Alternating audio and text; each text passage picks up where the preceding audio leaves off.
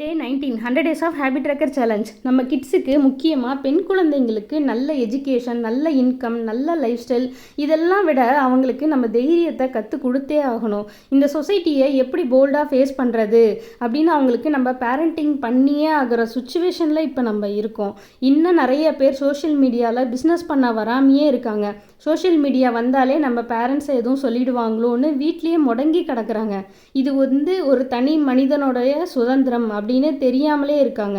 ஊர் என்ன சொல்லும், நம்மளை சுற்றி இருக்கவங்க என்ன சொல்லுவாங்க, இப்படின்னு எவ்வளோ நாள் தான் உங்கள் டேலண்ட்டை வீட்லேயே முடக்கி வச்சுக்கிட்டு இருக்க போகிறீங்க?